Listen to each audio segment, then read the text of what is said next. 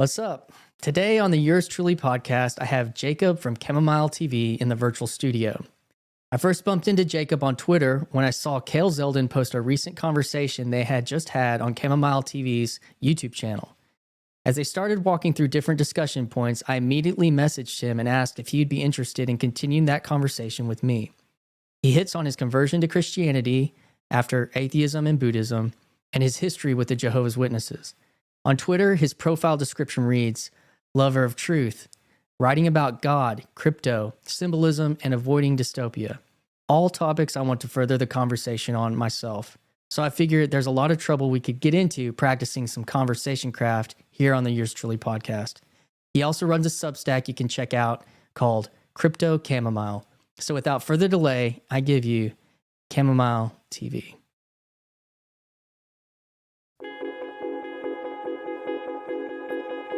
Hi, this is Christian Baxter, and you're listening to Yours Truly, a place we go to think out loud.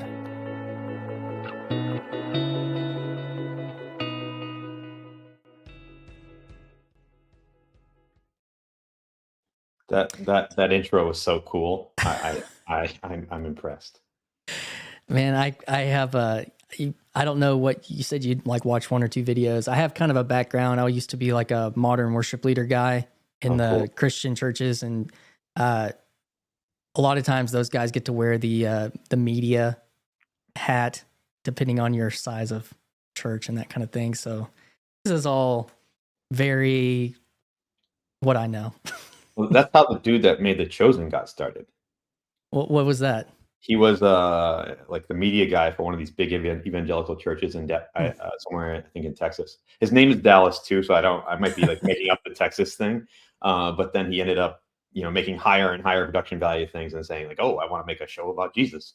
You're talking about the director or the producer or director person, not the Jesus character.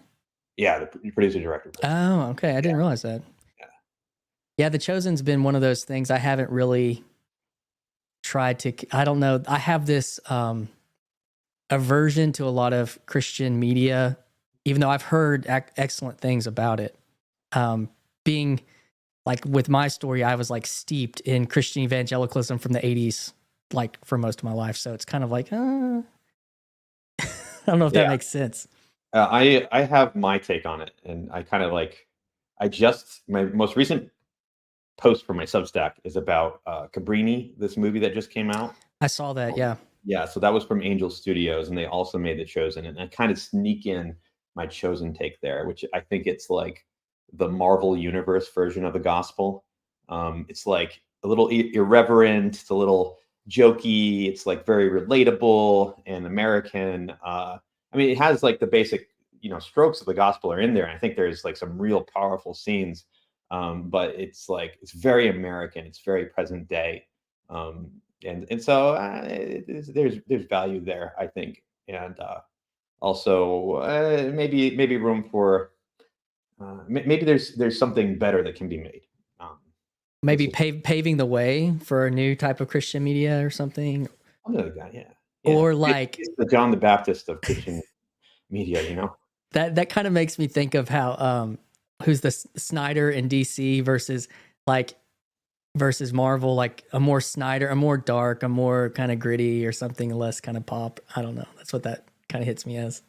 Well, there's I have space for that. Speaking of more gritty and less pop, I have my Seraphim Rose mug for my chamomile today. And it is the quote on there is, "The Christian life is nothing if it is not a struggle against the spirit of every age for the sake of eternity." So that's like a little.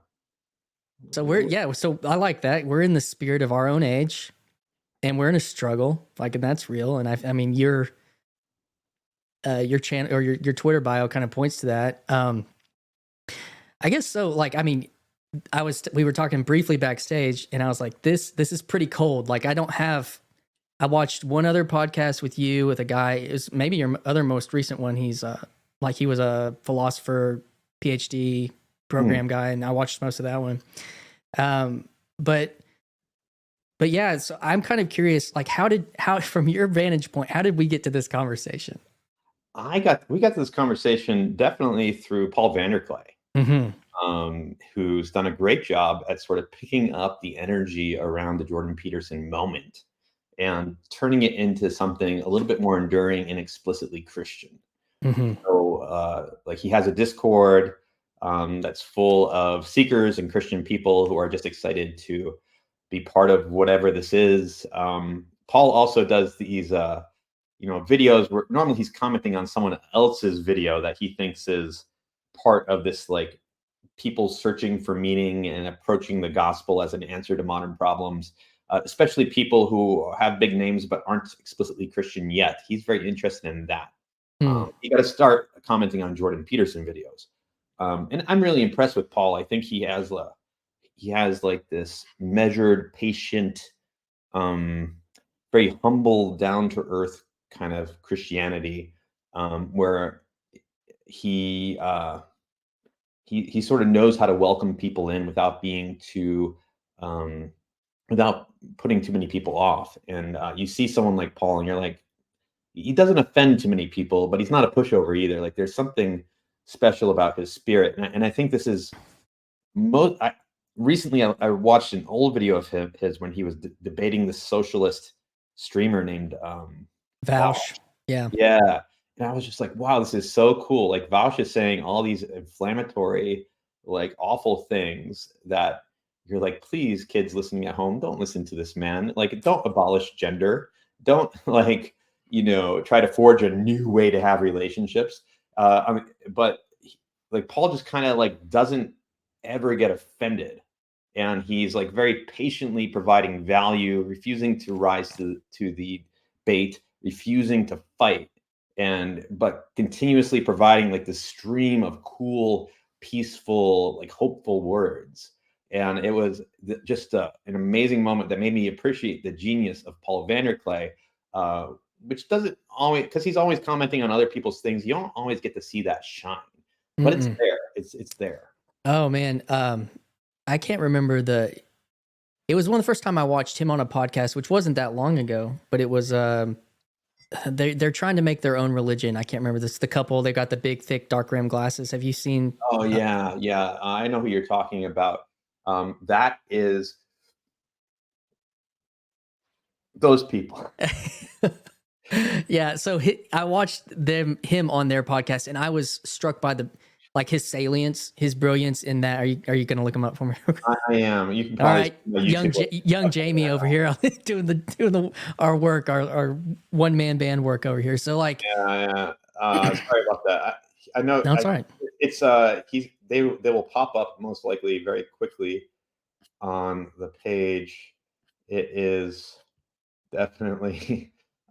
Do we edit this at all, or do we? No, it's cool. I'm cool with this. Okay, I'll just kind of YouTube. Yeah, I'll say that listening to his salience and his precision in that conversation struck me very differently than when he's like obviously hosting a conversation, or even in how he's evaluating media and like the current landscape. I just saw that kind of like extroverted energy, like kind of crystallize in a conversation. And then I saw it happen again. Well, even in his Brandon Graham Dempsey, which was a little bit different, but just you see a different mode in those that you don't find in his normal content and in his randos conversations. And he doesn't do a whole lot of them, and he's kind of said he doesn't do a whole lot of that on purpose, because that's kind of when you branch out like that, you do kind of like our status chase or all that kind of stuff. But if and when he's ready to do that, like more consistently, I think it's going to be kind of a game changer for what he's doing as an individual, I guess. I don't know if that makes sense. Malcolm and Simone Collins. There we are. Of the podcast Based Camp. Shout out to the dark room. Yet another group of people trying to create their own religion. I think they have some incisive things to say about current society. But I used to live in the Bay Area. I was out there for about 10 years doing startups and being a hippie, going to Burning Man, stuff like that, being roughly in the teal orbit. I went to like teal fellowship events, stuff like that. So kind of libertarianish, conservative, dissident Bay Area people. And lots of people want to start their own religions. They sort of recognize the utility of religion, but think they're too smart to believe in any of these ancient religions. So they need a new one. And I kind of thought this way too, not so long ago. That's the kind of milieu I think we're hunting around in when we're. Yeah, that's definitely true. So to that point, like, how did you get, like, you're a Christian now? I know that you're Orthodox. The part that I didn't pick up on, the little bit that I've like tracked down on your channel, and I've kind of am weighing this on how I research these kind of conversations, is how much do I want to know before and how much do I want to hear from this person? Yeah. And I'm kind of leaning towards the second, not that you want to be completely ignorant going, that you want to make sure you can like have a conversation. But you had mentioned that you had Jehovah's Witness in your background, and I'm pretty privy to what that means and what that looks like, as I have a very close friend who, he lost his whole family walking away from that about 7 years ago. So I'm curious, where does that fit in your journey? Yeah, I'd like to. I guess I could talk about that. I think I haven't had a chance to do much reflection on my own spiritual journey in public. I find it easier. I find it hard to monologue on this. I've had a channel where I've asked a lot of people about their own spiritual journeys. So one of the things that's exciting for me about going on your channel is I was hoping to talk a little bit about this. So Good. thank you. I think for me, to answer a slightly different question. Okay. Just this thoughts coming to my head. I want to get it out. Is like, why did I become Christian, especially Orthodox? Is I think I was always been a bit of a peak experience chaser. And like, I really loved psychedelics and Burning Man, I think, because I was like, what's the most exciting thing I could do? And, dropping a fistful of mushrooms at Burning Man is like pretty exciting. Like you have a very interesting night when you don't remember your own name or what Burning Man is. And you're wandering around, like, if you close your eyes, you like see gods, like, it's like an interesting time. But I kind of like squeezed the juice out of that. And I'm like, I think for me, like, Orthodox Christianity is more of a peak experience in the domain of meaning. And it's not quite as exciting in the moment. I mean, church can be a little boring sometimes, but there's something about the meaning of being connected to this millennia long journey of worship with God, and the intense beauty of the experience that, there's something about that seems like the peak of that, which is why I came here. One of the reasons why I came here. I'm trying to put words to it. Well, I've had that conversation with several people on here. I'm wearing my Symbolic World shirt today. As a worship leader that spent a lot of time in evangelical, 4 songs and a sermon, and got into contact with liturgy about 10 years ago with a Presbyterian hire that we did at our non-denominational church, that kind of like said, well, let's formalize some of this. Let's bring some call and response into this. So I had this brush. My family, my wife's family, Catholic and Lutheran, very devout. There's bishops and nuns, my wife's aunts and uncles. So there's like serious parts of that I came in contact with from being charismatic and Baptist. So when I'm hearing you and how I see this, and what I've kind of described as a hierarchy of value and meaning in worship, and what it sounds like you're pointing to is within that, it doesn't, not a hierarchy of like intense, like rock and roll or that what experience, but of meaning. Like, and that I can look at this art, I can look at how this place is set up, I can think about the history, I can participate in this form that's ancient. Like everywhere you look, there's meaning. And I don't know if you want to get into the Jehovah's Witness thing, but even in the lower Baptist world, it's so devoid of like that kind of religious meaning, like physically present, and even historically. I do want to get into the Jehovah's Witness thing at some point. I'm sorry for batting aside your question and diving into this thread. It just seems so alive at the moment It's that okay. Keep going. I want to chew on it. But yeah, I'd say that. Have you ever been to an Eastern liturgy? No, I've been to some mass, but they're Vatican II, and then but I went on Jonathan Bijot's tour of an Orthodox church while I was at Symbolic World, but no, I've never actually been. Yeah, it's a different spirit than the West, and it really speaks to me. I think the West at its best feels ethereal, like mystical, like it's sort of patient, and you have like a Gregorian chant. Sounds like like the Halo theme music. Who that guy just became Catholic, by the way. Oh, cool. Halo theme music. It has like this shimmering, a grand aura. And then the Eastern spirit is something more like this bottom up upswell of the people. It's almost boisterous, like towards God. It's like we're storming the gates of heaven. It's like just far more visceral. I mean, depends on the church, I suppose. I'm thinking of the OCA church I went to 2 weeks ago, which is more in the Slavic tradition. But it was all American, all in English. It's an American convert church. And like we start off the service like singing the Bible, right? We sing, I might have my Psalm numberings wrong, but I think it's like 91, 92, and 94 in the Greek numbering, and then the Beatitudes. And it's like this joyous, like upbeat kind of thing. And the choir's singing and they have the music, but the people kind of know it. So like sort of everyone in the church is singing, and it's like not a huge building. So it's loud. It's like, there's no instruments, human voice, but it's like a rock concert. You can feel it. And so it's sort of like, I feel like Pentecostalism was a response to like the over intellectualized boringness of Protestantism. Or maybe even evangelical, like non-denominationalism, where they get these rock bands. They're like, oh, guys, this is so boring. All the kids want to go to concerts. Let's throw a concert. And I think if you had Orthodox worship, you'd never have that instinct. But the difference is this is old.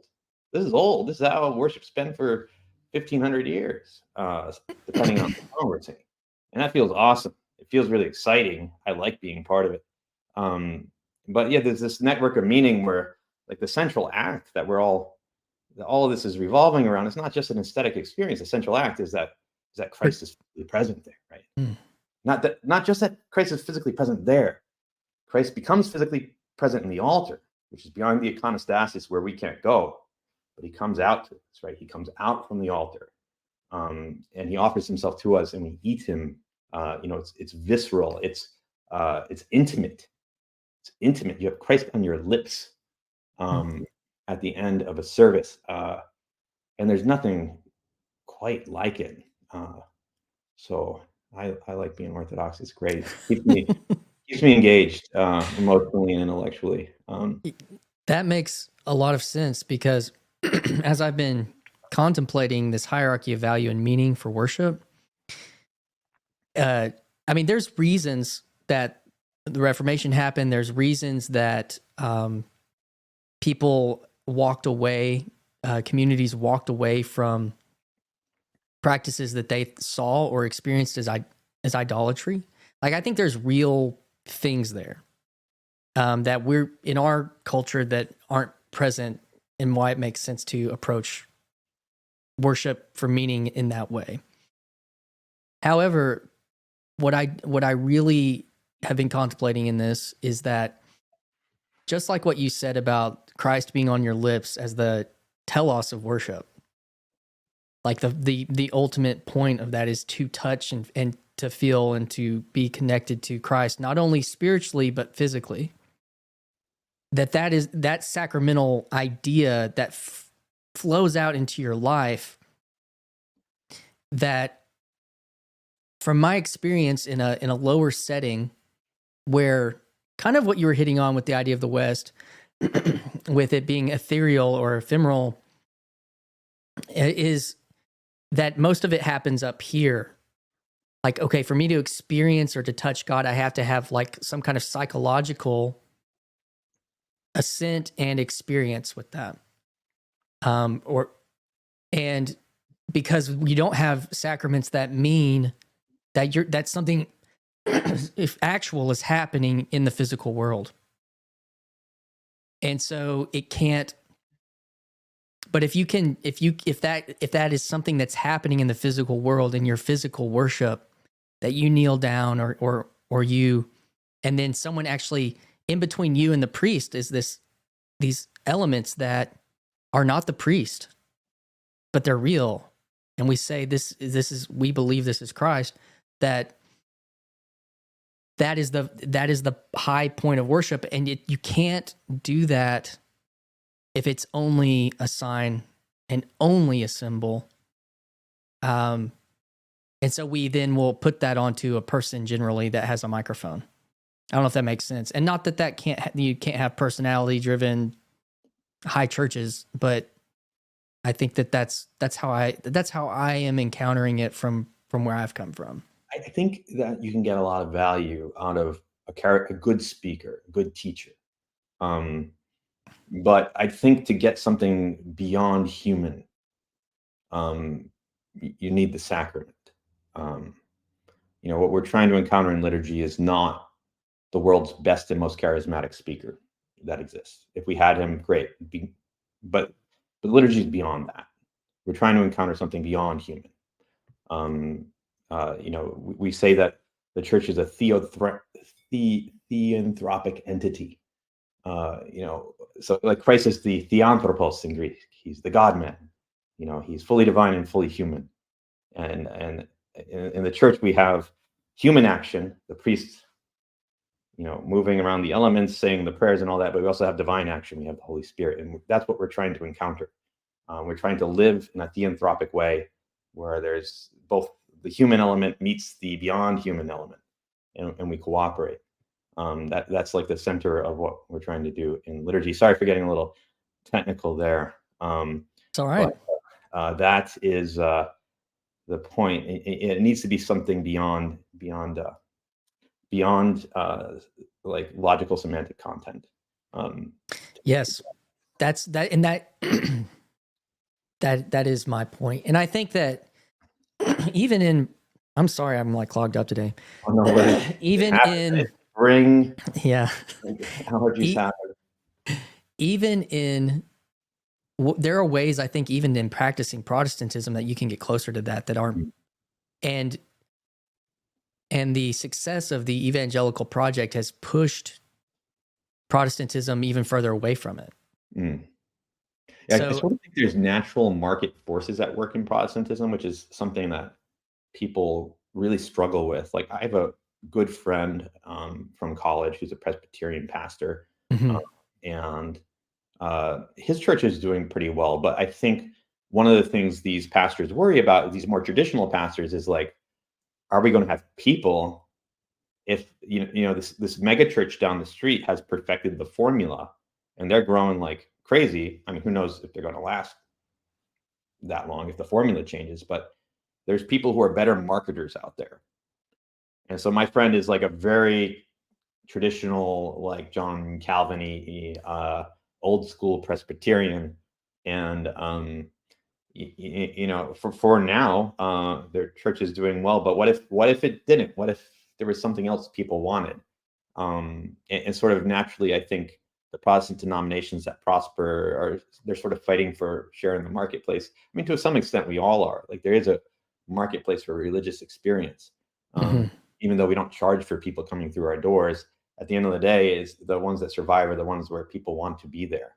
And yeah, that warps the experience of Christianity for sure, especially in a place like America, where people don't really hold on to their traditions and are more willing to try something new. Like, I'm an example of that. Like, there's not a lot of American Orthodox in the world. So that does speak to what does it mean to plant yourself into something with more than just what does this give me in this season, but what not only can I receive from this, but what can I give to this maybe for the rest of my life? Yeah. And that's a foreign concept in our culture these days.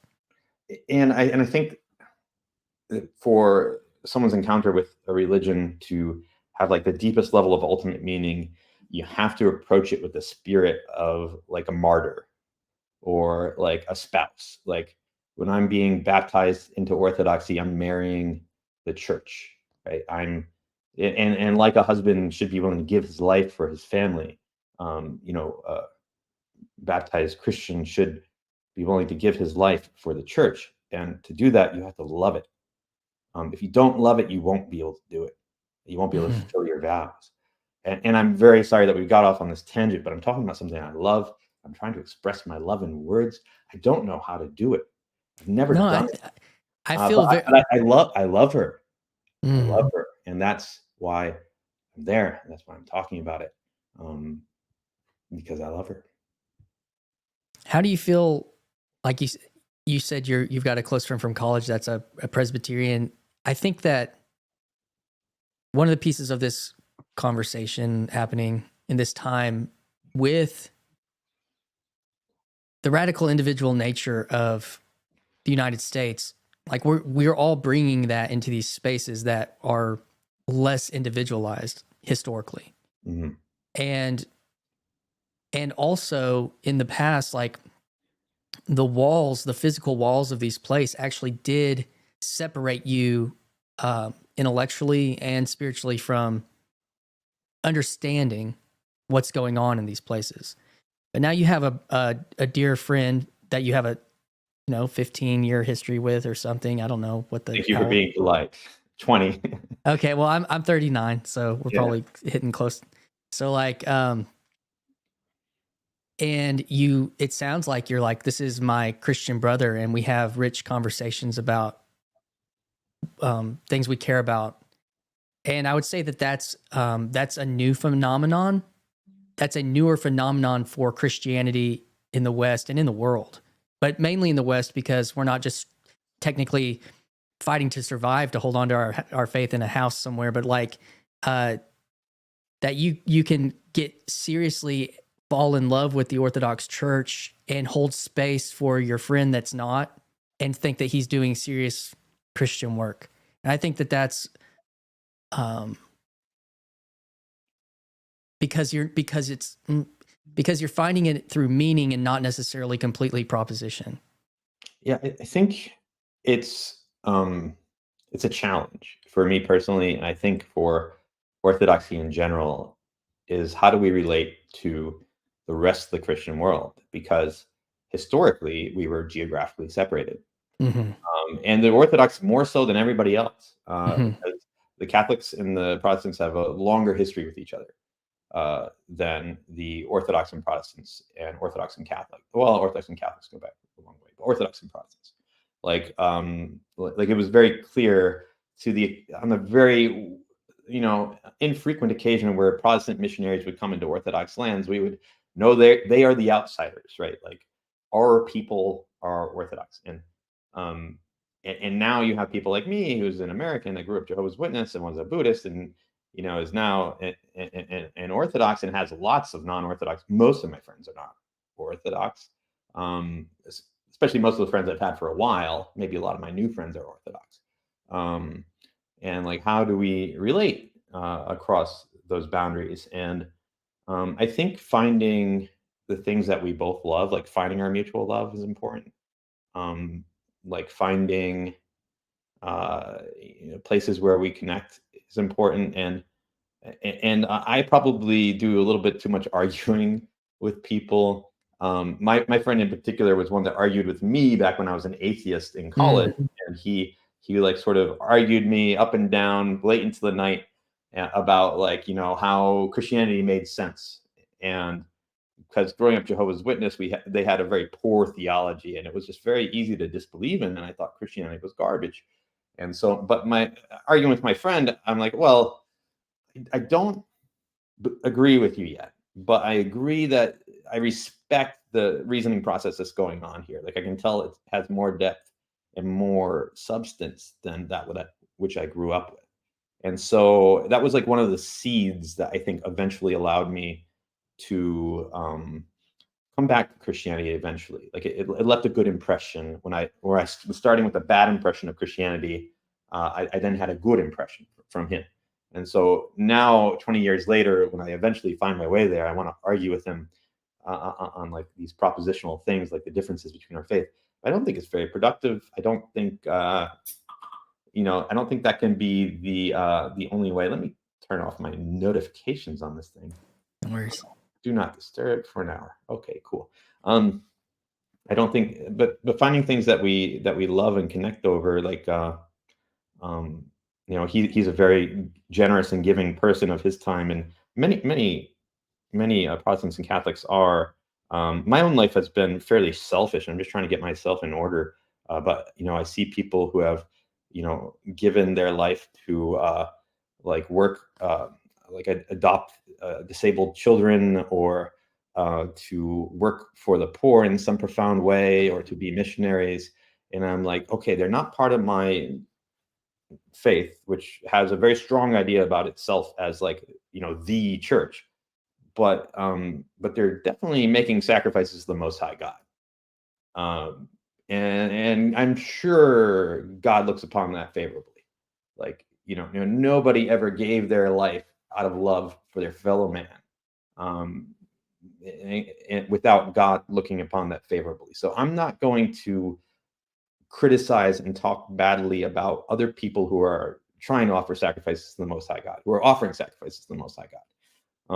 It's like, so that's where I'm at. Like, I need to, maybe that's part of like dialing back the attempt to like get all of our propositional beliefs the same, and letting God in his mysterious way work in this world. Pray for people, let God have more of an effect on where people end up. I don't understand why the world is the way it is. I'm sure God understands it better.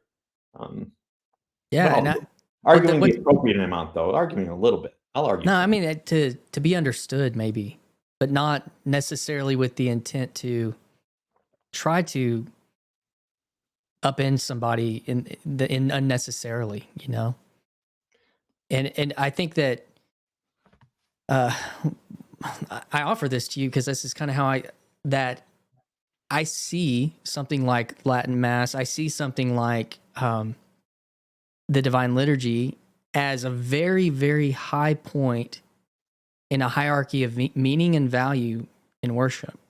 But I think that it exists on like a hierarchy, and that just because someone's not at that point doesn't mean that they're not within the hierarchy of that. And that's why, for whatever reason, Jonathan Peugeot keeps just saying go to church and not saying go to the Orthodox Church, because obviously he believes that. He believes that, like, but why? If he believes that, why is he not saying that? I think that maybe it has something to do with like people in an earnest journey finding their way towards something like that. May not even ever end up there, but might end up further down, further up that hierarchy or something like that. And also, church is just not a set of it's not a completely set of propositions. And I mean, we've already said that, but that also it is a body. I mean, and that exists in a hierarchy of Christ's body and the body that we are. And then, and so there's a hugely relational aspect to that, even within the liturgy and even within forms of worship, and even within doing some kind of community relationship in your day-to-day life, or something, or these feasts that you would have together, or these small group meetings that you would have together. Like, it's not just the proposition. It's not just that. I think that we can maybe get closer to something of understanding the deeper that we get into those things, but that they are a part and not a whole. And it's hard to get out of that modern mindset. That would be what I would offer you towards that. I appreciate that. And yeah, I think we're called to be transformed to be more Christ-like. Yeah. And we do that through these various means. When you're sharing your life with someone else to make church happen, to come around and read the Bible, to try to live the way that Christians always have. I think there's something holy in there. We are becoming more like Christ and less like not Christ. And I think part of our Orthodox belief is like that we're taking the Eucharist to be more like Christ by physically taking Christ into ourselves. But if you take the Eucharist and you go and you act the exact same, has it profited you any? I think that that's a dangerous thing to do, like to not transform your heart, because we're after the heart. Christ is after your heart. Christ wants your heart to be purified. He wants you to see the world like he sees it. He wants you to see your fellow man like he sees them. And he sees them as a loving father, or a shepherd looking for his lost sheep. Like all those parables he gave about who he is. And so I hate that I sound like a preacher right now, and like I'm not like worthy to be a preacher. These are just things I'm working out in my own head. No, we're all wrestling, brother. But I try sometimes, and I try to like treat people good where I don't feel like treating them good, and I feel like that's good. Like I'm, not to toot my own horn, but every now and then, not all the time, but every now and then, I'm like, I could have said this thing, and I don't say it. A lot of times, it's things I don't say. That's what I'm working on. That's the struggle. That's my struggle anyway. Yeah, dude. Well, I guess kind of hit this at a different angle. I know you said Paul, you said that's kind of, a nexus point for this broader community. Obviously that's very downstream. And you mentioned from Jordan Peterson, well, did he play a role in your experience with Christianity? Maybe now would be a good time to like hop in a bit to my how I became Christian story. Sure. And Jordan Peterson was a huge role. Absolutely. He was my starting point, actually. So when you think about like this hierarchy you're talking about, I'm like a guy who is a Canadian psychologist, mostly known for his political opposition to Bill C-16, who's not even a Christian. That's certainly not at the pinnacle of the hierarchy, right? C.S. Lewis has this phrase in one of his books, "Further up and further in." I think I started. Jordan Peterson can certainly be the base of the mountain for a lot of people. That's where I started, and I'm trying to go further up and further in. But the should I start with like the Jehovah's Witness thing? Man, go. Yeah, I mean, I'm interested in that. Okay, I grew up Jehovah's Witness. Well, to be technical, my parents converted to Jehovah's Witnesses when I was very young. So I'm maybe 5 or 6 years old. I remember having a Christmas, maybe 5 or 6 years old, and then not having Christmas anymore. I am not the hugest fan of how the Western world does Christmas, but kids love it. And, as a kid, it was pretty great. I was very happy to get presents, and then we didn't get presents anymore. And I'd have to go to school in January, and everybody would be like, "Oh, what did you get for Christmas?" And I'm like, "Oh, I don't celebrate Christmas." Kind of sucked. But the hardest thing about being Jehovah's Witness, I think, there's kind of two things really. One is the social isolation. They don't let their children be friends with non-Jehovah's Witnesses, which also means that their children can't play sports or do any extracurricular activities. And so it becomes very isolated. And I was a curious kid. I wanted to do everything.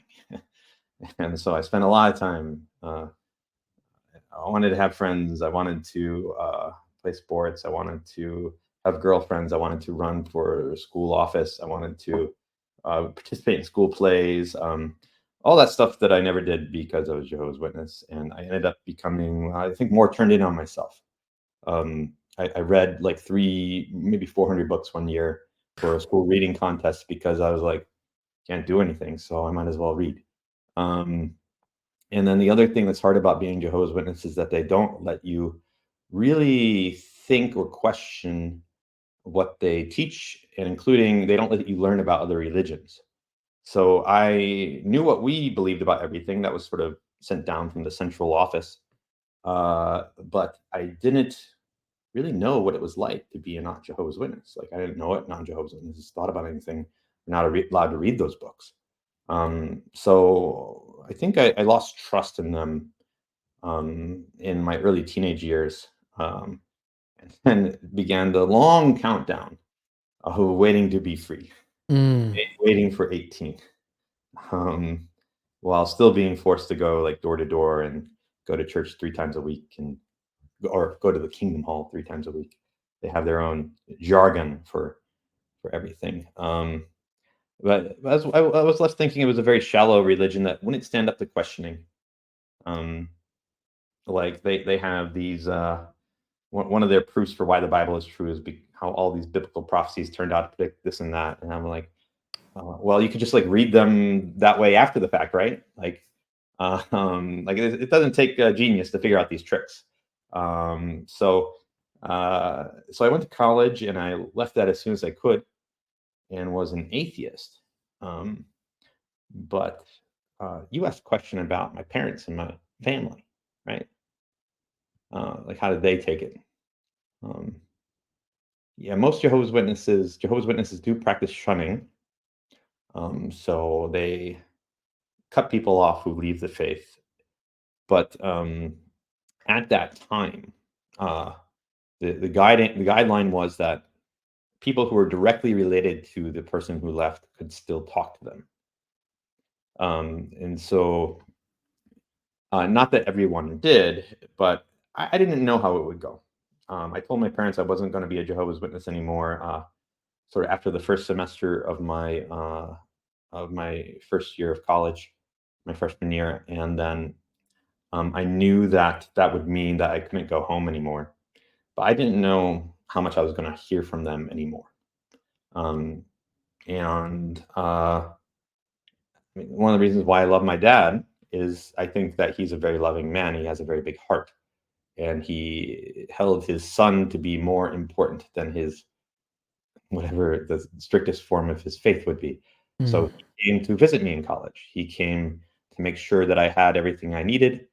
He took me grocery shopping because money was very tight, and I wasn't eating very well. And he even hired me to. He had a little side business doing yards, and he hired me to do some yards with him.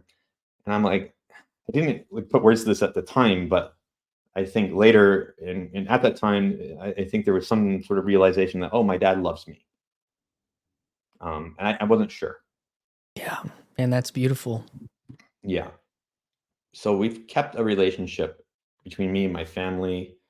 Sometimes the Jehovah's Witness thing has gotten in between, like, you know, weddings are hard. Like I didn't get invited to my sister's wedding, and my family won't come to mine, which is coming up this year. Congratulations. Thank you. I'll just drop that there. It's a big thing going on in my life. Yep. But they'll come to the reception, so they're trying. Mm. You know, I'm kind of like nervous about talking about this too much on the internet because I'm like, well, what if this gets back to them somehow? But it probably won't. They're not really on in these spaces. So like none of my family knows about my Twitter or my Substack. So, but you know, I think we're trying to reach out to each other across that difference. We're trying to love each other best we can without betraying the faith commitments that we've made. And you know, my parents have been Jehovah's Witness like I don't know 40 years now, or Mm. almost. Like they're pretty committed to it. You know, I think my dad's going to die a Jehovah's Witness, and probably my mom too. Mm. Almost certainly. So the fact that we're trying to accommodate each other and see each other and be part of each other's life to the extent we can, I'm very happy with. I'm very blessed by.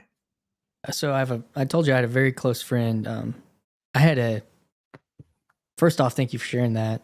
And I hope that this channel will honor that in ways that, well, we can just pray that it does appropriately. Like, I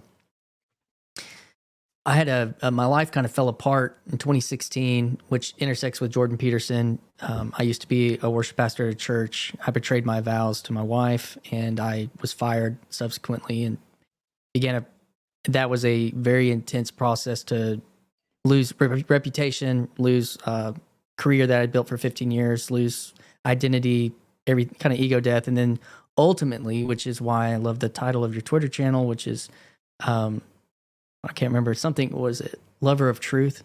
think that's what you said, and it was me coming in contact with what does it mean to be a truthful person. And that took a spiritual act, kind of a vision from God. And so like, to become that for myself, and then in my relationship with my wife, we were able to reconcile. But, but it was, I started this YouTube channel 7 years after that event, which was 7 years was 2 months ago. I'm just saying, like, I've only been doing this online for like 3 months. So, but in that process, I had to go back to school. I'm a registered nurse now. And, in that process, I encountered the smartest person that I encountered at our community college that we were, that I was going into this program with, was a young man who had just left his Jehovah's Witness. Brilliant kid. And he became an atheist. And we began talking about these big questions together. And, I'm not talking to anybody because I live in a small town and my whole reputation was just completely, but hey, I'll talk to this kid, and he's smart. And I think he's a very talented person. And we're both kind of in a similar place.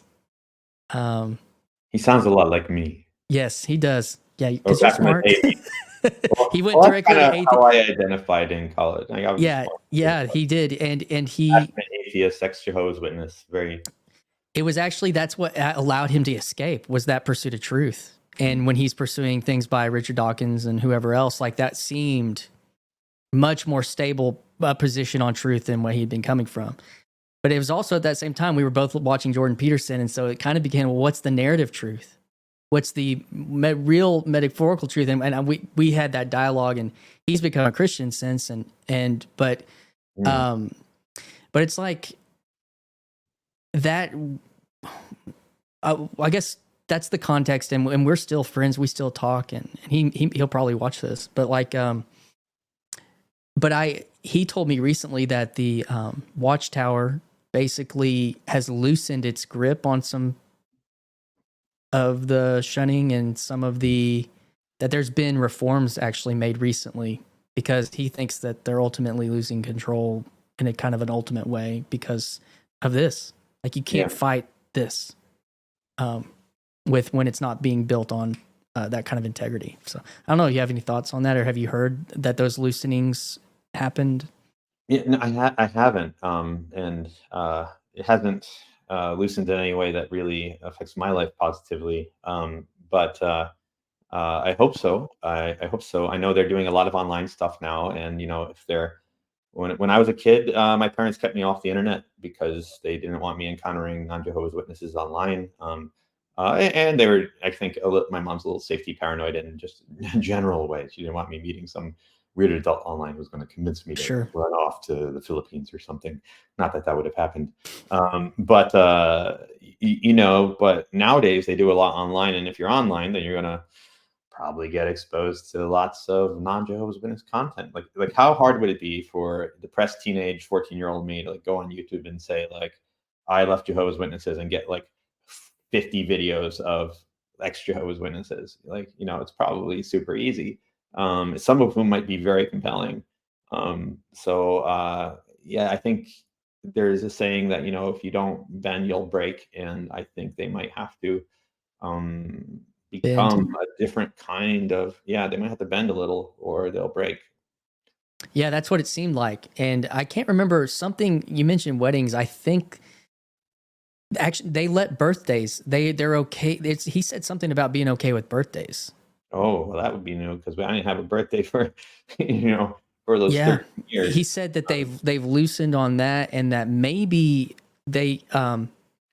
you can, the amount of contact with the apostate is actually, there's more allowance for it generally, that you can talk to them. You just can't, like, maybe anybody can talk to them now, but you can't associate, but there's not that full on shunning as they've and it happened because, this is right, the somewhere like Norwegian, somewhere in the Baltic, they had a human rights they were in how do I say this? they were in violation of a human rights law, and they was going to court. Jehovah's Witnesses were being taken to court because of the shunning being a violation of human rights, and that writing was on the wall, and that could like pass over the whole thing in the U.S. and everything. So they had to change. Fascinating. I mean, I would be very interested to know more. I just found this out like 2 weeks ago, and so if you can withhold Googling this stuff, I'm sure it's like whoa. Oh, yeah, I'll do it later.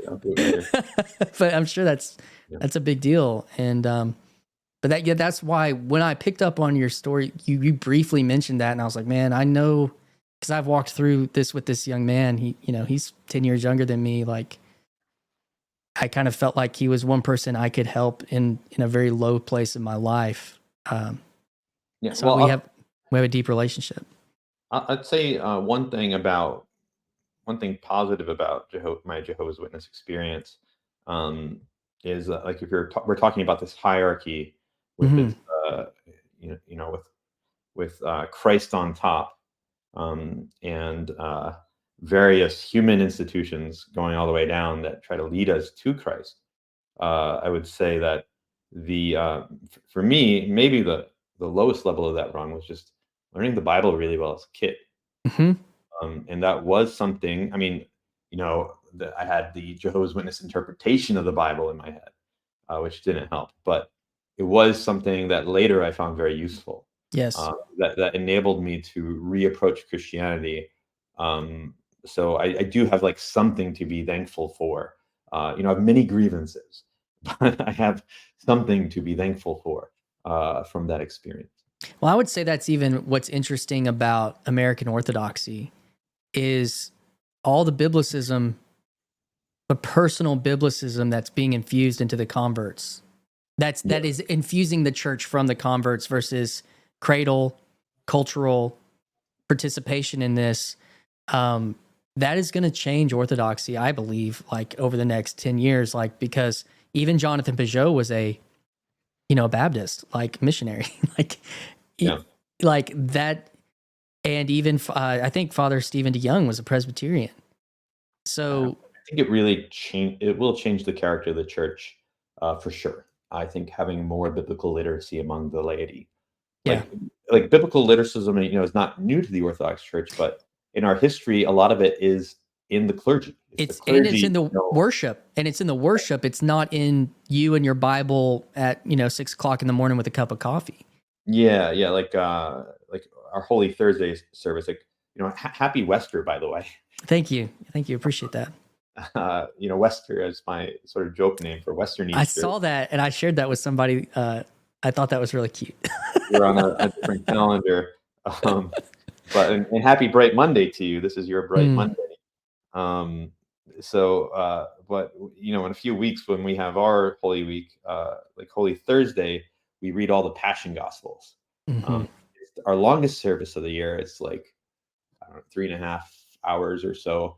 But most of that, we're either singing hymns about Christ's crucifixion, or we're reading through the accounts of Christ's crucifixion, leading up. It kind of sets the stage for the resurrection on Sunday morning or Saturday after midnight. That's kind of how most people have encountered the scriptures in an Orthodox church historically. Has been, having them read out loud or preached from. And seeing them on the wall and the pictures and the images. Yeah. So it's different when everyone has, post-printing press, everyone has a copy of a Bible at home. That's probably going to change things quite a bit. Hopefully mostly for the better. Yeah. That is, I was having a friend of mine, a conversation with him this morning at breakfast, and he's kind of trying to like traverse this journey. Should I become Orthodox? We live like 2 hours from an Orthodox church. Where do you guys live? I live in Northeast Arkansas. All right. Well, that far from, you guys are a little town. You did say you were in a little town. Yeah, man. I was raised in a town of 10,000. I went to a school, in a county school till 10th grade in a town of like 350 people. So wow. Very, very rural, very Arkansas, sticks kind of person. It's hard to be Orthodox in America. There's not Orthodox churches everywhere. Like You're not So always gonna. I've designed my life. I've moved a bit, and now I can work online. I've designed my life to be near churches that I wanted to be a part of. yeah. And that includes like going to a place where I'm like, oh, there's an Orthodox church here, but it doesn't have like the most engaged congregation. I'm not sure, like, especially as a new person, this would be the best place for me to grow. I'm not going to live there. That's also a very American like Mm. curation. Yeah, we don't all have that capability. Like, I'm even not every American has that capability. No, yeah, that's true. And but one thing we were talking about was this point of he was like on a Facebook group of Orthodoxy, and it's like one person would get on there with a question, and like there would be a contingent of people would be like, ask your priest, ask your priest, ask your priest. And then there would be another contingent, and this was my hypothesis, and this was the Baptist converts that were, or the priesthood of the believer converts that were like, oh, it's this, and I was Mhm. like, very interesting. Yeah, I I've don't seen know, both of those. Yeah, I see those online. I hang out a little bit in Orthodox online spaces, and I see those. but For does sure. that make sense? Like you have these people that are taking their personal responsibility and their personal faith, Mhm. and then they're like, well, let's have that conversation. Very normal in the Protestant world, priesthood of the believer. Yeah. Like my authority is myself and what I can know. And then there's a contingent of people within that chat that are like, you need to talk to your authority. Well, and there's something that threw me off about Orthodoxy, and it took a while for me to wrap my head around when I was coming in. Was that it has sort of a much smaller skeleton of dogma than I was used to from Jehovah's Witnesses, and like I wanted answers. I wanted to know like what we believed about things. I'm like, are tattoos okay, or what happens after we die? Give And me the there's like rules. Give me the rules. and like, what's the teaching? What's the teaching? And a lot of times the priest was like, well, some people say this and some people say that. So it's just like sort of in the history of the church where there hasn't been a need, where the church hasn't felt like a need to like define one thing. It just like hasn't done that. So the dogma becomes a much wider sort of fence in which there can be a lot of different opinions or practices. And sometimes when it comes to practices, like the idea is that you would use your wisdom to figure out what's best for you. Like, I don't know, should I listen to rock and roll music with violent lyrics? Well, should you? I don't know. If you're going to be perfect, no. But is that too much for you right now? Are you gonna like say walk out of the church in 3 months and say, forget this, this is like too hard, and I want to go be a normal human again? Maybe. So maybe you should ask your priest that, your priest who knows you and is trying to help you grow spiritually. Like, he's supposed to be like a spiritual father to you. So there's a lot of things like we just like don't have rules on. And in Jehovah's Witnesses, we had rules about everything. We had way more rules. Yeah. Uh, and so there is a room for like wisdom and like local knowledge on a Yeah. lot of these questions that people have that have to be applied locally. Uh, yeah. Contextually. And that's interesting. I mean, because you have like Jehovah's Witnesses are downstream from Puritan pietism, Hmm. like that's, I and wouldn't say that's, pietism. Well, pietism I thought was more like the you know fun, rowdy Protestant worship. Am I getting that phrase I was wrong? thinking pietistic means like buttoned up, Okay. like, Yeah. and very and for Puritans, like, we're going to live this holy life. Like, and so the idea of the rules versus maybe wisdom being like the thing that keeps you Mm. in line. I think that's interesting. And I had it was released probably like right now, a conversation with Luke Thompson. I don't know if you're familiar with him. No. He hangs out on Grail Country. Have you ever seen Grail Country channel on? Can you hear me? Yeah, I can hear you. As these kind of these corners of the internet related to Paul Vanderklay, but he's an Orthodox guy, and he kind of was saying the same thing. He described it a little differently because he was a very Baptist kind of Calvinist Christian and was trying to do the same thing, and it was like he was on a sprint to like to know everything, because that's kind of what that proposition, he calls it propositional tyranny, does. And then he's like, when he got into the Orthodox Church, it felt like he could just like, even if he's still gonna like kind of traverse that, it's like I don't have to know today. Well, I think of it as we're trying to teach the truth and be as pure to the truth as we can understand it, or has been handed down to us from when the truth was a person. And there's some things, if you're trying to be as pure as possible to the truth, you have to be willing to say I don't know on the things you don't know. And that is something that really I appreciate about the Orthodox Church, coming through my subsequent spiritual journey after Jehovah's Witnesses, the ability to leave things unsaid which you don't know for sure. I think spoke positively to me. Yeah, I like that. And it's a little different than our Roman Catholic brethren, who I think they have a little bit of a more detailed skeleton of dogma than we do. Yeah.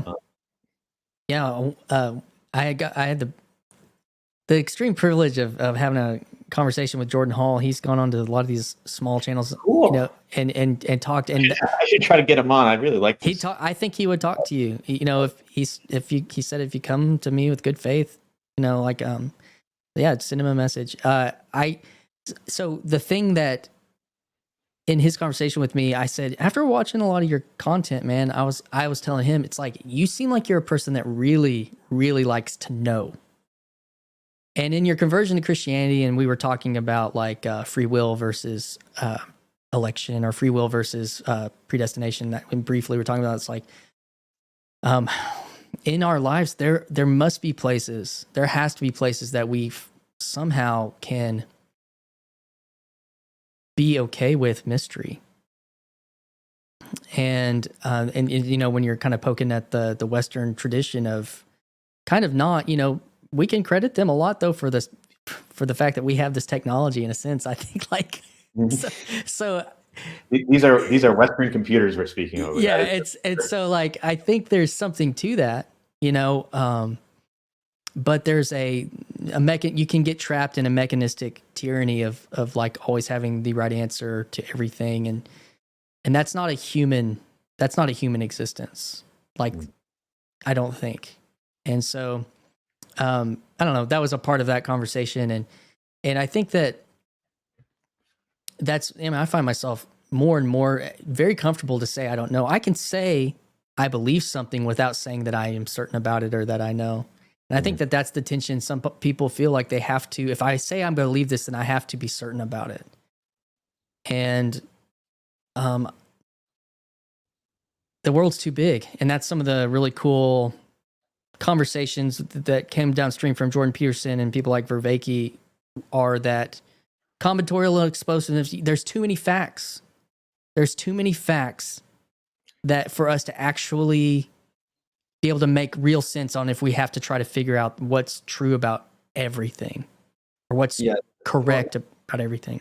Well, it's just different. There's different kinds of knowing. There's different kinds of truths.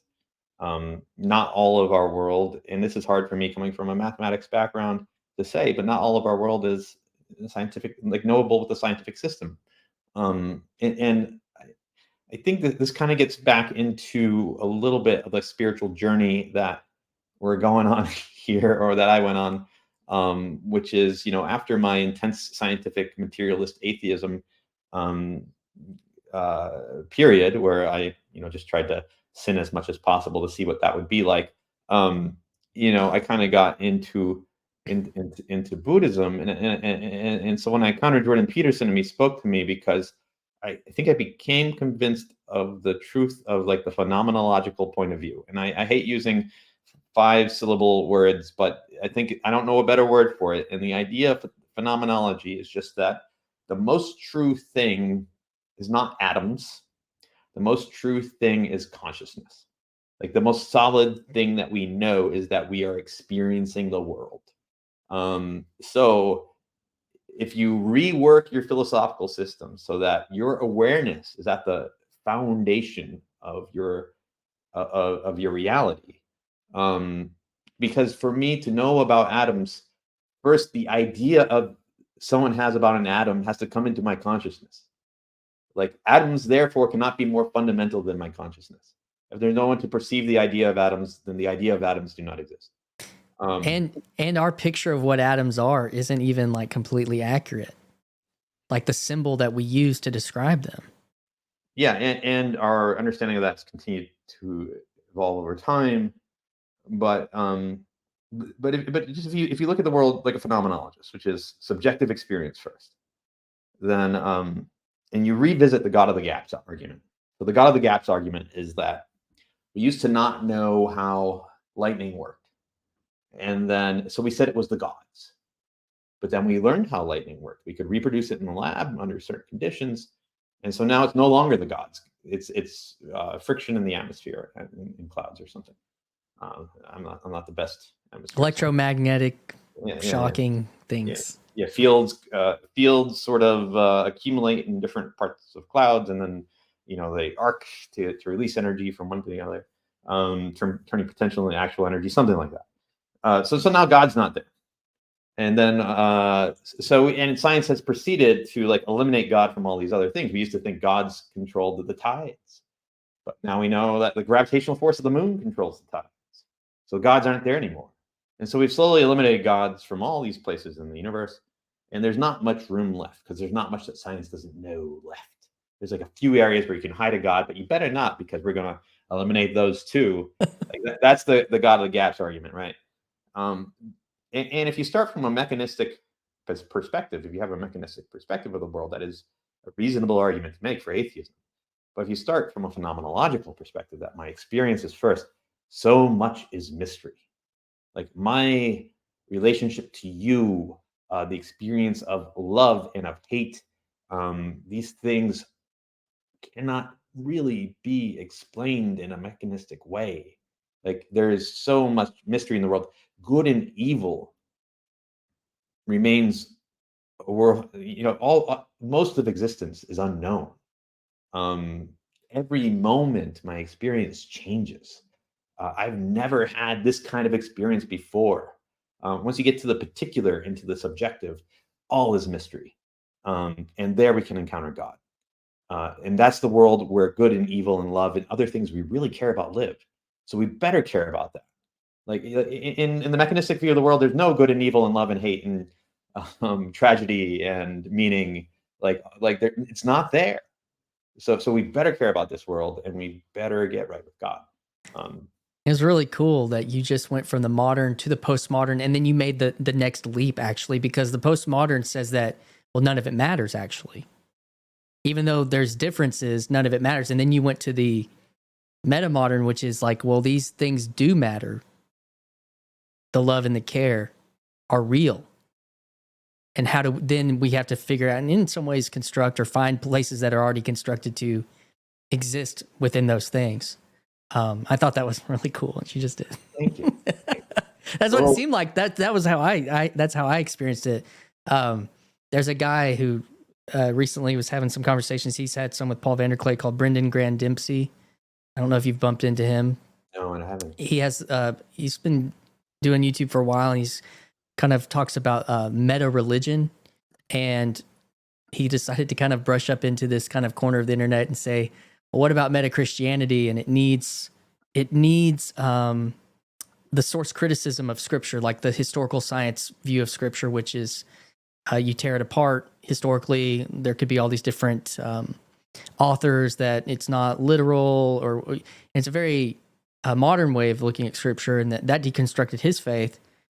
And then he's like, well, how do you incorporate that into maybe something that's transcending the postmodern, or everything's relative? No, maybe not everything's relative, but now even with those critiques of Scripture, can you bring it into a higher form and kind of a more pluralistic, in his, say, meta religion versus a meta Christianity?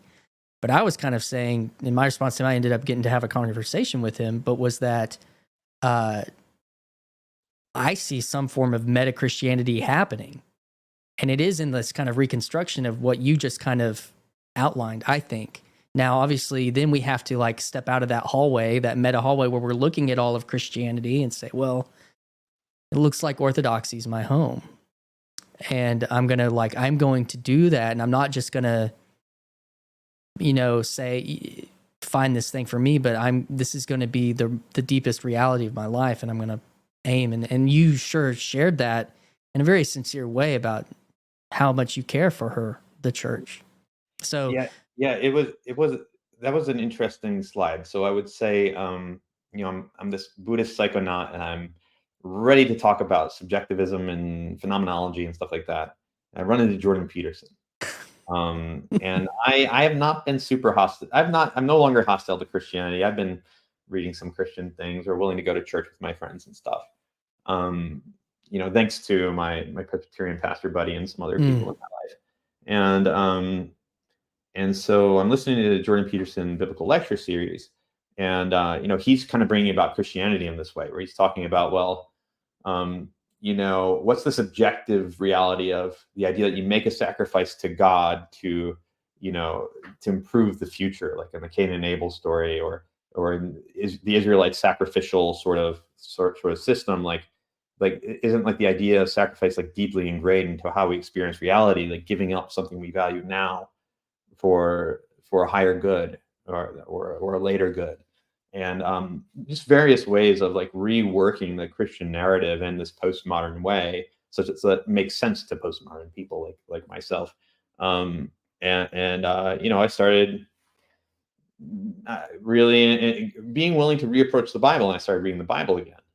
And I liked to like take acid and read the Beatitudes. I thought that was pretty fun. Damn. Amount on acid. I had this rainbow study Bible, so it would like highlight verses based on like thematically with different colors, and it was just kind of fun to look at on acid. So I'd like take acid and read it. And I'm jealous. yeah. Well, there's a difference between like growing up into a godless hippie and like you've been Christian your whole life. Like, you've had to be good for a long time, and I've got to come in at like the 6th hour. I didn't have to work in those first 6 hours, and now I'm getting down to work. Where am I going with Jordan Peterson, postmodernism. Postmodernism. You start reading the Bible again. Start reading the Bible again. Oh yeah, I wanted to talk about how I encountered what it was like to encounter the Orthodox Church and all this, and the experience of like becoming part of something, to make the leap from being this like guy that's open-minded and like likes some Christianity, but also likes going to Buddhist things, and also likes taking face-melting mushroom doses at Burning Man. Like, how do I go from all that to being an Orthodox Christian? That was a very interesting experience, and I think something that I think a lot of people would have curiosity about, because I think there's a lot of people that are like, oh, I'm this open-minded guy who's now finding a little bit of tidbits in Christianity, but I could never believe in the Christian faith. Like, how do I get to the point of the belief? Joining. Oh, those things were equally as repulsive to me. Belief, faith, and joining something, not what I had signed up for. But I went to an Orthodox monastery because I was a Buddhist. I liked Buddhist monasteries. I found that they were very powerful institutions, that they were peaceful, that they gave me a chance to step outside of this like noisy, chaotic, and fallen world that we live in, to something that was aiming for something a little higher. I'd get a vision of a better life. And so I'm like, I'm not sure I'll give an Orthodox monastery a shot. And that was my first encounter with Orthodox liturgy. I can't believe they let me stay as a non-Christian at that time, but they let me come and stay for a few nights. And it was a beautiful place. It's in the middle of a desert valley in New Mexico. They have liturgy at 4 a.m. So I'd had to wake up at 3:45 and trudge out across a dusty dirt path up to the church. It's lit entirely by candlelight in the church, and so I never had the experience of like lighting. I love candles, but like a whole room lit by candlelight, like to feel like how that warm glow gets brighter and brighter if you have like 10 candles or like 100 candles burning. Like, you can light a room pretty good with 100 candles. but it's a different kind of glow, and the pre-dawn dark. It's surrounded by icons, like you feel like you're living in the Bible, basically. Like you're surrounded by all these images, and then the music, of course, is very beautiful, and some of the most beautiful things I've ever heard. And so, and then when I was there, the abbot, I talked with the abbot, and he's kind of a funny, sarcastic guy. Reminds me of maybe we had some personality quirks in common. And he was a Hare Krishna when he was a teenager before he converted to Orthodoxy. So I'm like, well, as a Buddhist, I can kind of relate to a Hare Krishna. And he gave me a book by Father Sophrony, who is an Orthodox monk, who founded the first Orthodox monastery in England post-schism in the 1960s. And Oh, wow. So Father Sophrony is a big deal. He's a saint now. He wasn't at the time. But he gave me this book by Father Sophrony. It's called His Life is Mine, and it had like Jesus on the cover. And I just thought, this thing must be so boring. I'm never going to read this. But I left the monastery, came back to normal life, and I think the summary of all of this is that I entered into the life of the church, and like I entered into relationship with the church, and it started slow, and like that relationship came before belief. Yeah. So I'm like giving a lot of details, but I think that's the thing. Like I did read that book eventually, and I love the way Saint Sophrony talks. Saint Sophrony himself briefly left Orthodoxy for Buddhism when he was a teenager, and he talks with a very existential voice that was appealing to me.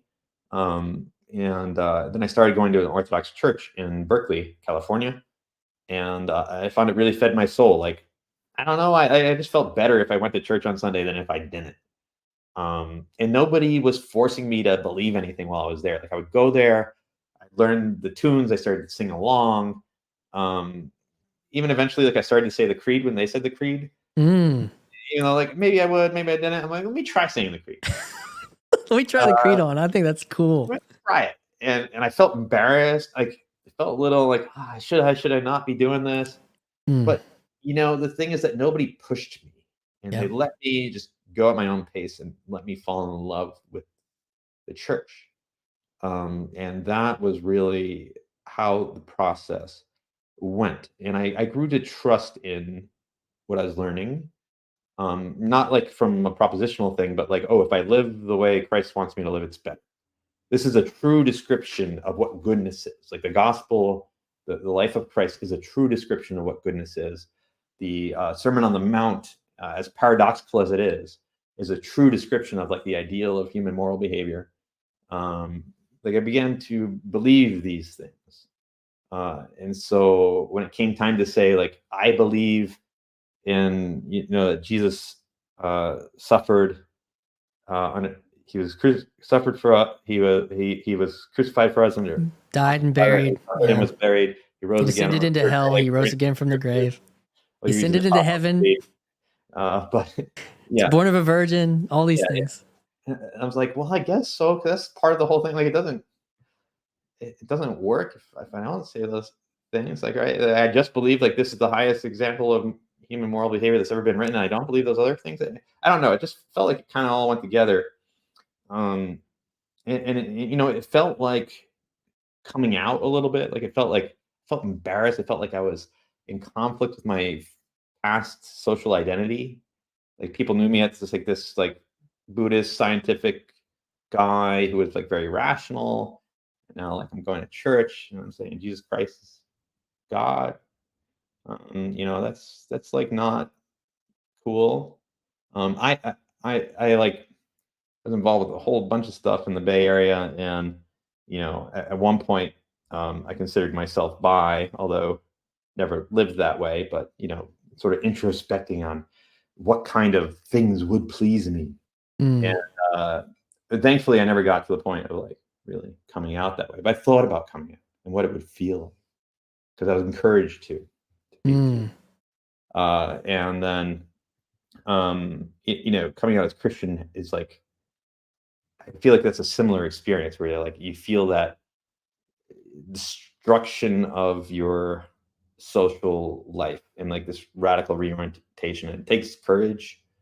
It feels strange. You're definitely like losing the old person and becoming some new one.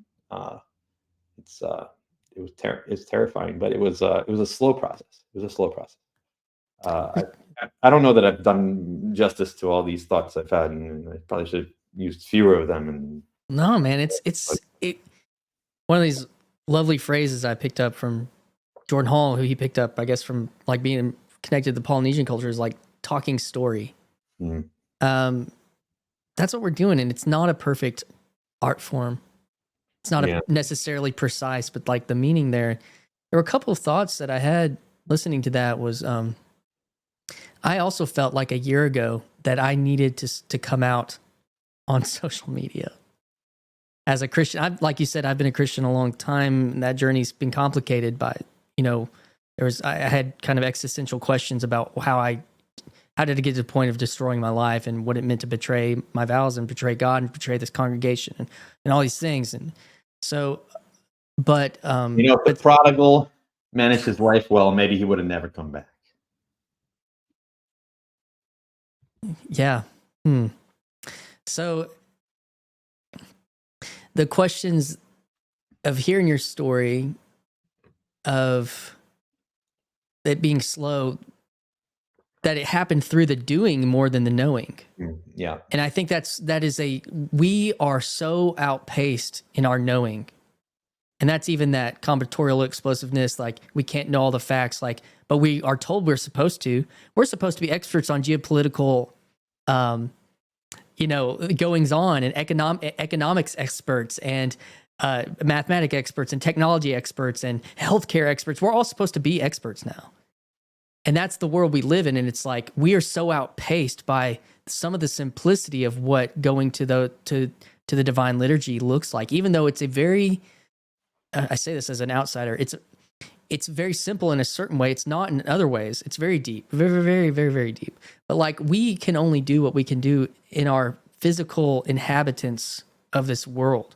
And some of the things, like the candlelight, these are very simple things, but they're very real, and they're very meaningful, and participating in them is a type of knowing that we are so devoid from, because we get told that we can be anything, and you even hit on that with whatever you were feeling about your sexuality, which I don't know. I mean, do you feel like you're in a place where you could like unpack that a little bit? Like you said, you're getting married. Like, I'm kind of interested in that.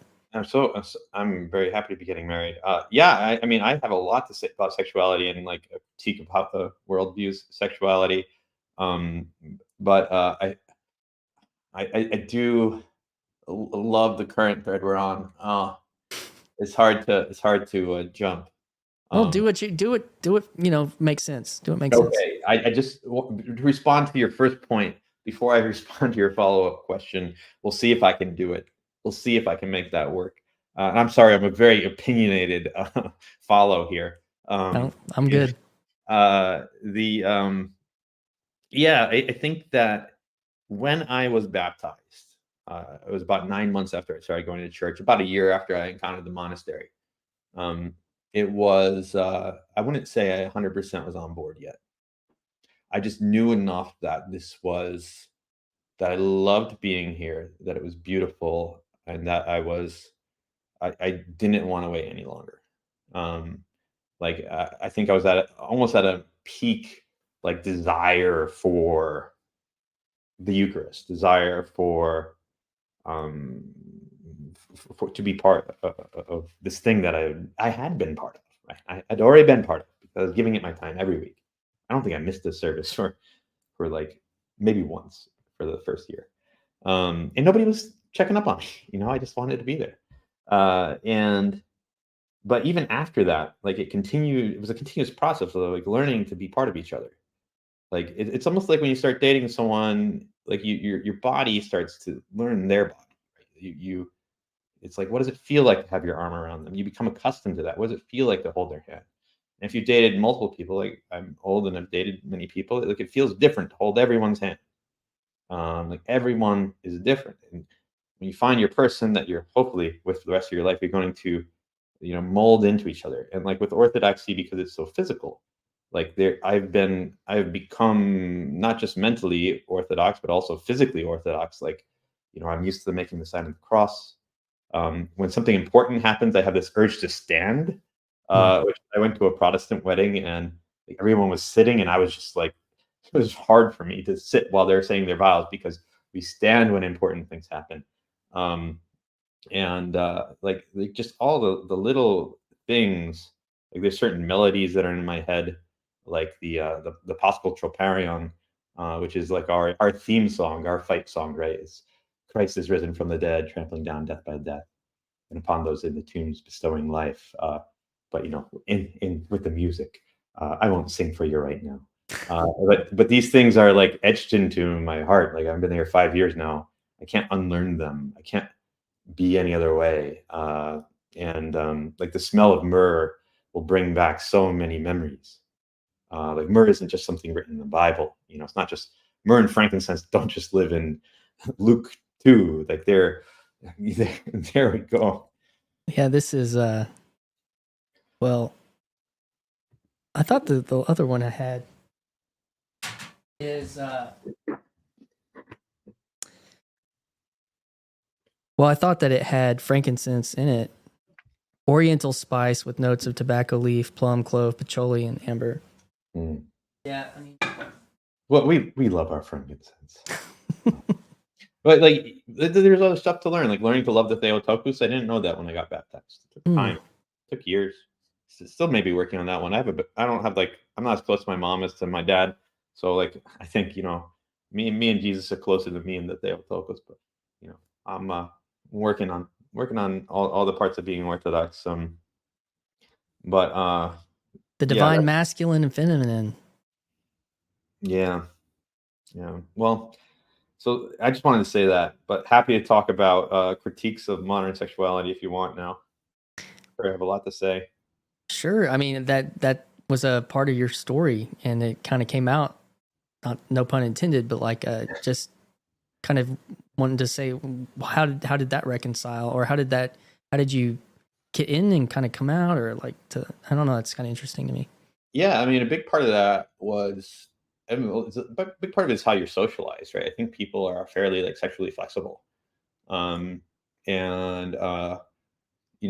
getting exposure to the internet. The internet is like a wild west of anything goes, and the dominant ideology on the internet is something like libertarian hedonism, where as long as you're not hurting anyone involuntarily, then you do what you want.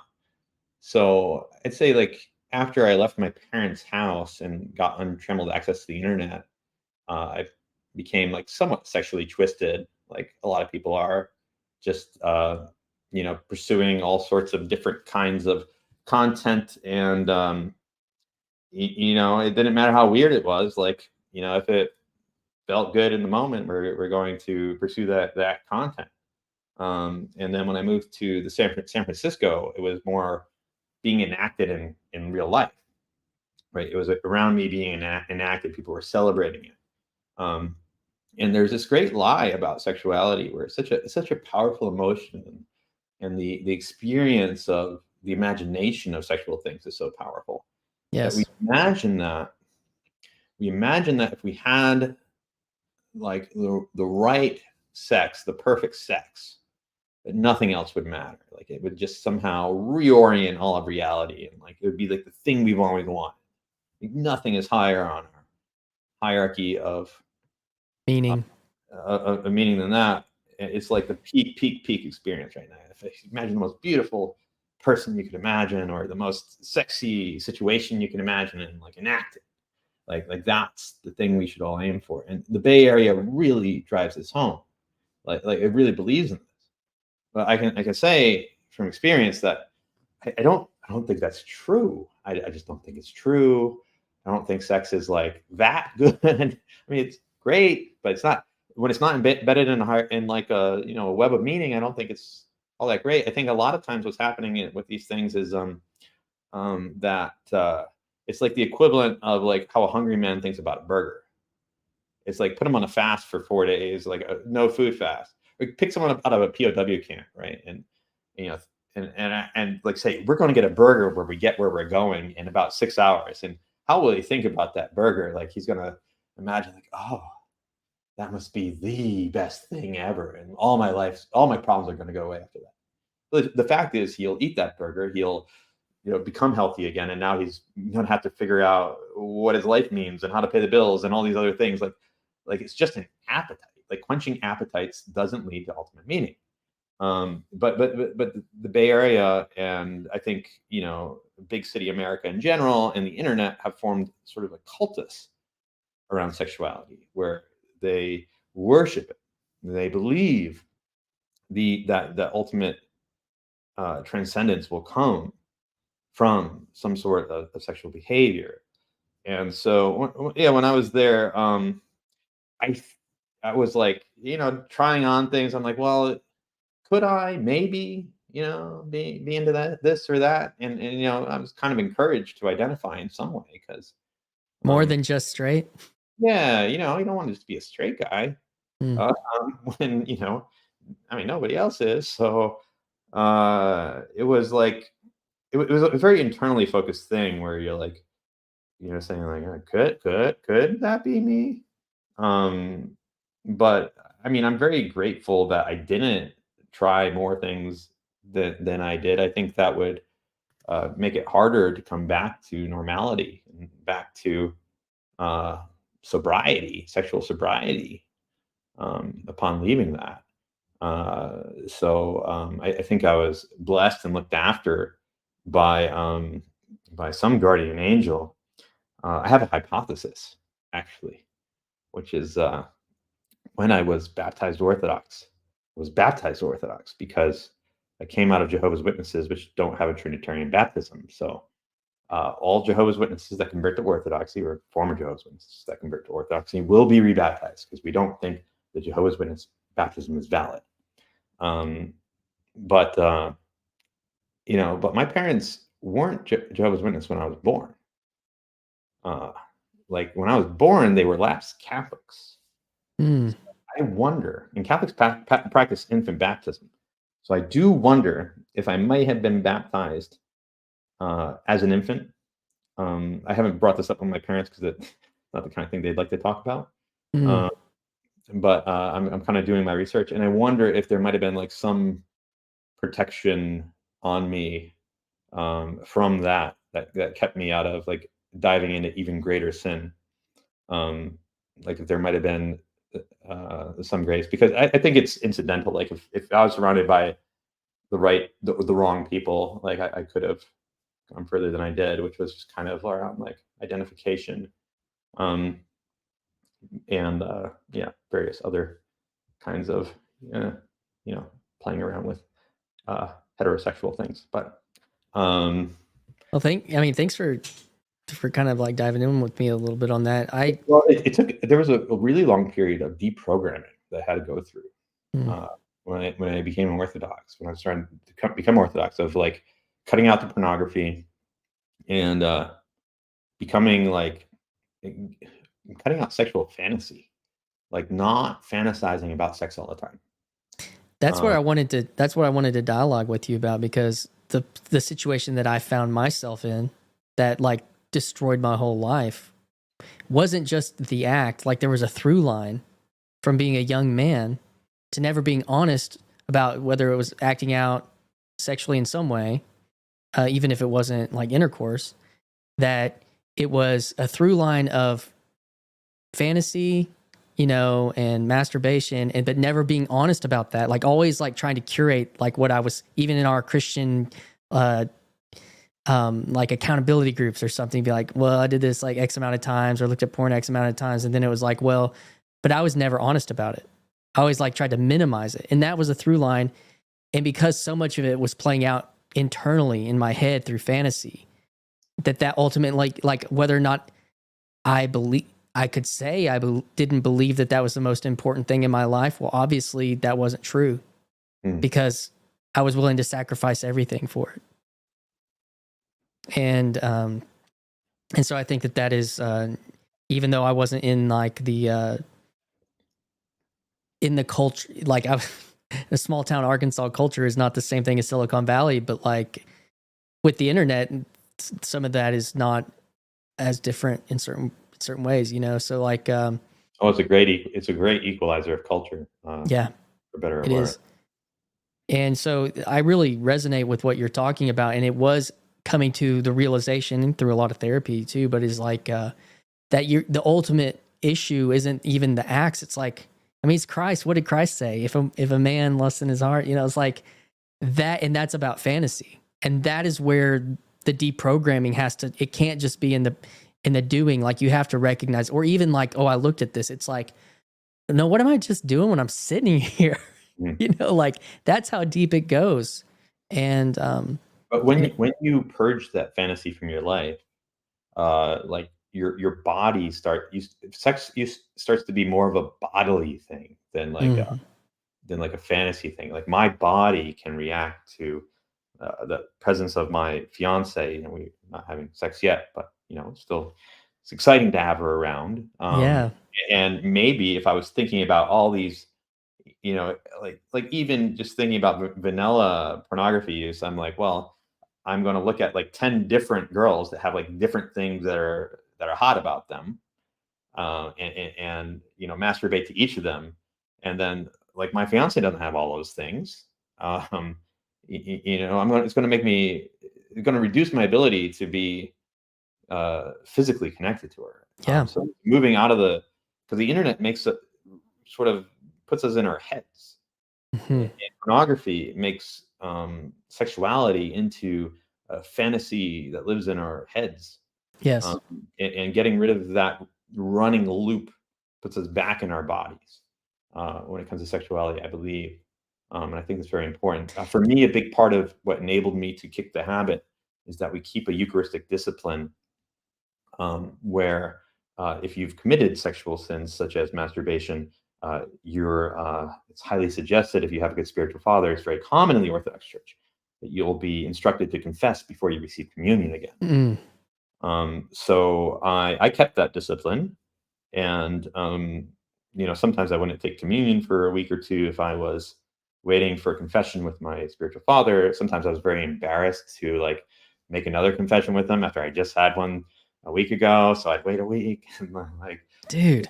you know, things like that. But you know, the idea of like keeping yourself pure when you're approaching holy things is like a through line throughout the Bible, and so the idea would be you have to purify yourself if you've you know, committed certain sins. Yeah, and that's the only thing that's enabled me to kick the habit. Um, I think that was very useful for me. I'm totally resonant with that because for me to begin that journey, and this is what I loved about you, that part of your bio that said lover of truth. Like it's not just being trapped in is what I believe true, but like am I a true person? Mm, And that's what we're talking about is am I a truthful person? Am I full of the truth? Have I confessed the truth? Have I purged this deceit from my heart?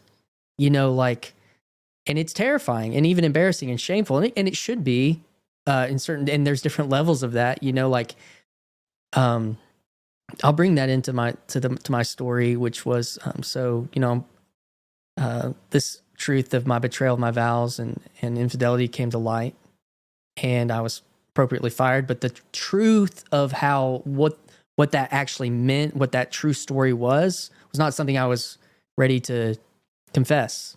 Didn't want to. I thought I could control that to make it less bad. Just like I was saying about when I was 15, all the way. It's like if what I say is less bad, maybe it is less bad. mm. I don't even know. You know, like it's this logic that you know, for whatever reason I chose to believe for most of my life, and we could. That's a lot of therapy too. But it's like, so my wife asked me a direct question. We're trying to figure things out. We're not, you know, about a week or two later from all the initial fallout. I didn't, like I said, I didn't want to be true to that. And she asked me, she asked me a direct question. I lied to her, and I realized like, oh, I'm not going to change. Mm. And she said, if you Christian, if you're lying to me, that's going to continue to be found out in your life. But if you'll tell me the truth, I'll meet you at the truth. And I was like, do you promise? She said yes. So I hung up the phone, and I'm just like terrified, fetal position, realizing like this is my reality. And then I saw an image of Abraham's dagger coming down towards Isaac in my mind, like kind of a phenomenological situation. And then that was what I realized. For me to trust God with the truth was like literally I had to like offer my family up on onto the altar of reality and of truth, and allow the dagger to start to come down, like, and trust God that no matter what, that the truth was better. And so I wrote out a confession, a true confession. I sent it to her, and it was a lot worse before things got better. But that there was a miracle that took place and all of that, and that we have our life together, and it's a beautiful life, and like, but that was, like I said, when I saw that, and even what we're talking about, like that truthful confession and that practice, my first podcast that I got on was this guy named, he goes by Chad the Alcoholic, but he's got a channel called the Friday Morning Nameless. And he said, after I had this initial video of like, why am I on the internet talking about stuff? It's because of Jordan Peterson and Paul Vanderklay and Jonathan Peugeot, and I want to talk about this. And in that podcast, he asked me, well, what's the most helpful spiritual practice that you've found in your life? And I said, it's been confession. Confessing the truth. And so when you hit on that, I was just like, as the antidote for the pursuit of a more whole and a more true and a truthful life, like, and it's a participatory thing. It's a doing thing. It's not just an assent to a belief. And man, very, very beautiful story, and I think you're very lucky. It takes two to do that. It takes three, right? It takes three to do that. But I think there's something about confession and its relationship to sacrifice. Yes. Like you're sacrificing your ego. Yep. It was an ego death. That was the end of it. Yeah. And it takes amazing faith, right? And I think for me, as I've approached marriage, I've had to think about, okay, in what ways am I still holding on to things that aren't going to be useful in marriage, and how to make more sacrifices, and ask myself, am I willing to make those sacrifices? That's something that I've been doing. And I think every time I make a sacrifice, so far, I found it's been tolerable and good and led me closer in to where I want to be. Worth it. Yeah. But yeah, that's a powerful. I like your story. It's moving for sure. It takes a lot of. I think the thing that would move someone to do that is that realization that you'll never change unless you give up control. Yeah. Because if you stay in control and you keep managing your own perception, the other's perception of you, then you can't progress. I think that's what I take out of that. Have you found? I mean, that sounds like. I mean, I feel like that's what you were giving up control of your faith and even of the propositional, and in deciding to participate this. And it was a more measured journey to a degree. It wasn't like necessarily there's probably been more serious moments, but that's the same journey. I've had some hard confessions, but thankfully, confessions are between me and my priest, and so they're not it's not always as hard. It limits the difficulty. Well, but there's people that still don't do that. Well, I find that, and that's part of being Orthodox. It's like Orthodoxy is like this label, but if you're not going to walk it, it's not going to do the thing. It's like you can be Orthodox and never go to confession, depending on your church, or very rarely. Are you going to take it seriously? Are you going to offer sacrifice? You have to. You have to if you're going to progress. I read I was reading a book. I believe it was by a saint, the Exomologotarion. It's a book about confession. Um, Obviously written in Greek initially and then translated. And he was just saying, like, if you want to be free of a sin, you have to go confess it. There's a lot of grace in confession, and it's like you can struggle against that sin all you want, but if you don't go confess it, God's not going to take it away from you. Mm. And I'm like, oh, damn, really? Yeah. In that season, in that in between the finding out and then the full confession, I would pray to God. And this was one of these little Jordan Peterson things, was like, you want to know a prayer that's real? Ask God what you've done wrong. Mhm. God, what should I do? And I could feel the confession literally trying to rise out of me. And I would like put my hand over my mouth because I was like, I don't want to do that. I will lose everything. But that's like, you can't deal with reality unless you deal with it in truth and in light and as ugly and as devastating as that was, and I'll add this to the story, is whenever that happened, and I had to have some more difficult conversations. Obviously, if I'm going to try to do this with her family, specifically with my father-in-law. And one of the things at first he didn't want to communicate with me when I reached out to him, which was completely understandable. And then when he wrote to me, he said, well, if this is true and you've told her the truth, then maybe you actually really do love her. And that was hard to understand, but it made sense. I could have never understood it before, but it began to make sense to me. That's where that's the only way to heal, is in truth. And it's unfortunately, we want to try to like get around it in a lot of ways, and it won't work. But it has to be real. Yeah, it has to be real. If you want to be a good person and have a good relationship, it has to all be real. It can't be perception. Yeah. The state motto of the state I grew up in, North Carolina, is esse quam videri, to be rather than to seem. Oh, wow. And it's I don't know, pretty cool, huh? Yeah. And it's a lot in the Sermon on the Mount where Jesus is like, well, pray in private. Don't pray for other people to see you. He's like, be real. Like, I don't know, communicate with God. Don't do a stage act of you communicating with God. It's like, give to the poor, but don't do it for ulterior motives. Like, make it real. Make it real. Keep your, like, by avoiding public perception of good works, like you're practicing having a pure heart. Because if you do it in public view, you can't ever be sure, even yourself, that you're doing it for a pure reason.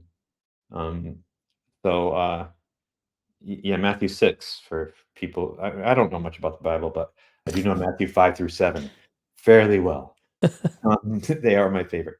But yeah, it's got to be real. It's got to be real. So yeah, and that's hard.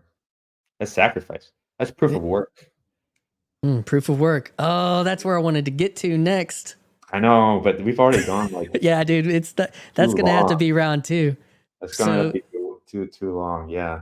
Yeah, that's that was my hope, was actually to talk Bitcoin and money, but I've really enjoyed our conversation, and I even think that this might end up being one of my favorite podcasts that I've done so far. Well, that's awesome. So yeah, if we want to run it back and sometime, we can totally do that. I am in the middle of a crazy amount of deadlines and to-dos, so I think we should wind it down momentarily. Yeah. On that point, getting ready to get married. The company I work for is launching an app, and then I have like multiple side quests, and it's Lent, so there's a lot going on. Yeah, I've got a date with my daughter tonight, a daddy-daughter dance. Oh, wonderful. So yeah, man. So Jacob, hopefully we can maybe have that conversation in the future down the line. Yes. That's one in this space that I've wanted to get to that I haven't had the opportunity. Been a lot of orthodoxy, been a lot of worship, been a lot of meaning, been a lot of Jordan Peterson. I was like, I want to get to crypto. I want to get to Bitcoin because truth, there's a lot of issues. Just like you encapsulated the end of that with. And so, yeah, man. Well, thank you for that time in the midst of all your deadlines and making some time to have this conversation. I'm glad that you really enjoyed this. I know I did. It's the most me way to procrastinate. Yeah, podcast. Wow, that's a cool me way to procrastinate. I'm probably in there too. So, man, I'm gonna shut this thing down and hit that little video bumper we started with, and then if you'll hang around, we'll close this thing out backstage. Sounds good. All right, thanks, Jacob. Hi, this is Christian Baxter, and you're listening to Yours Truly, a place we go to think out loud.